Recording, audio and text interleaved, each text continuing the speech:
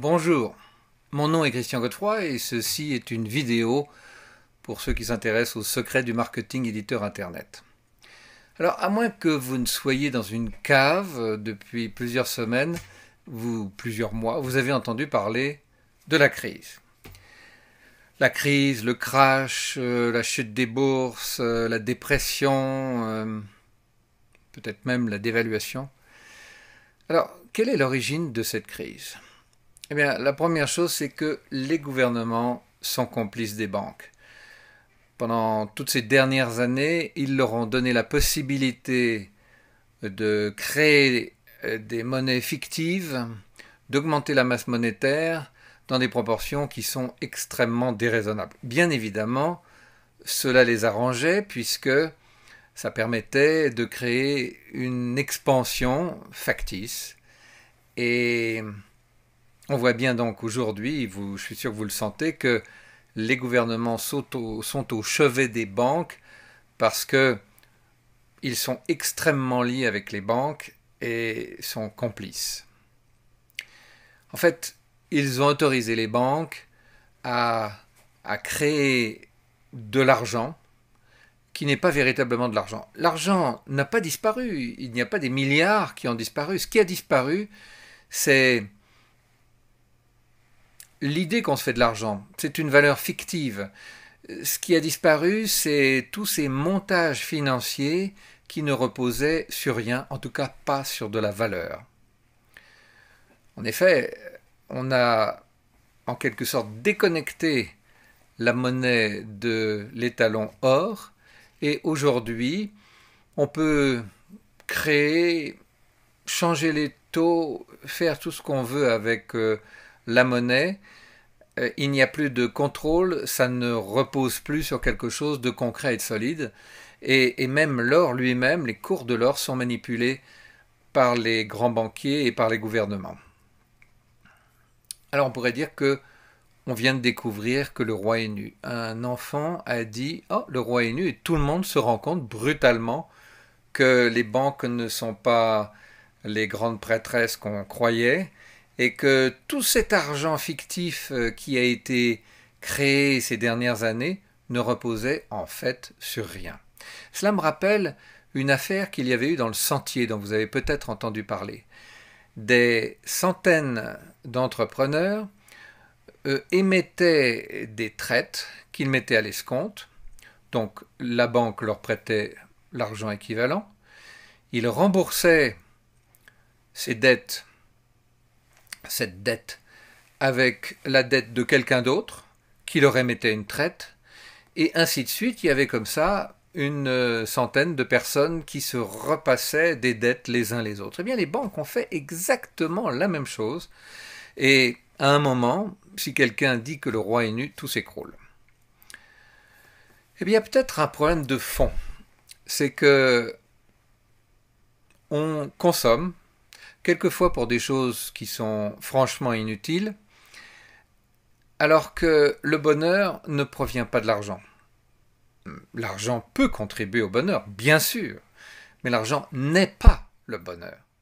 Et on voit aujourd'hui les gens passer, enfin la population passer de plus en plus de temps devant sa télévision, devant son ordinateur, à son téléphone, et dort de moins en moins. Par exemple, en 15 ans, la population dort 1 heure de moins. On passe plus de temps dans les embouteillages aussi. On passe beaucoup de temps à faire du shopping. On parle de shopping thérapie, c'est-à-dire que quand on déprime, plutôt que de réfléchir aux raisons pour lesquelles on déprime, on va faire quelques achats et on se sent mieux. Bien évidemment, la suite, c'est que on n'a plus d'argent et on déprime parce qu'on n'a plus d'argent. Que fait-on? On emprunte et on dépense de nouveau. Donc, il y a un malaise dans notre société et ce malaise est certainement dû au fait que les valeurs de notre société et ce qui produit véritablement de la valeur a pris moins d'importance que les banques, par exemple, et l'argent. Il fut un temps où prêter de l'argent avec intérêt, c'était interdit par l'Église.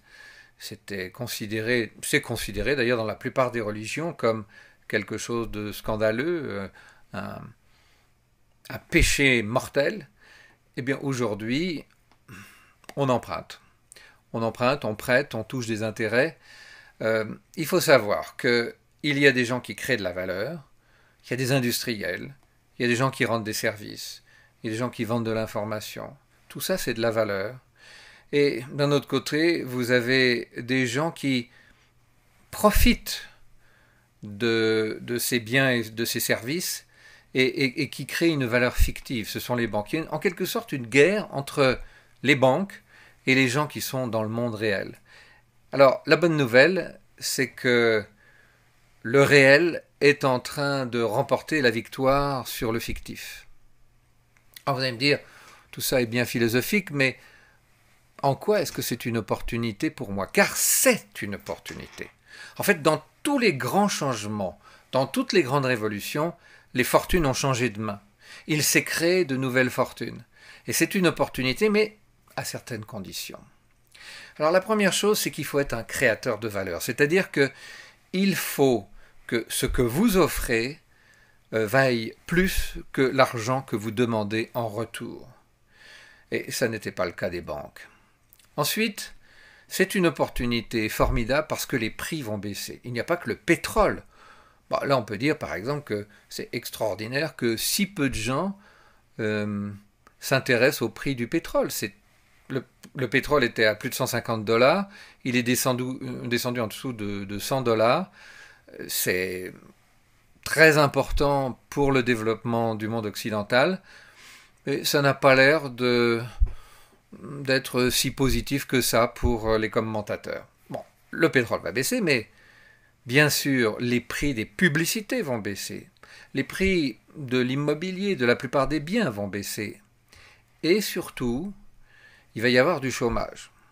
Alors le chômage, en quoi est-ce que c'est intéressant pour vous? Il y a deux possibilités. Soit vous êtes chômeur, auquel cas c'est l'opportunité de démarrer un business, c'est l'opportunité de démarrer quelque chose, ou vous craignez de devenir chômeur, auquel cas il est bon de créer un fichier de façon à ce que le jour où vous êtes chômeur, vous ne soyez pas à la rue.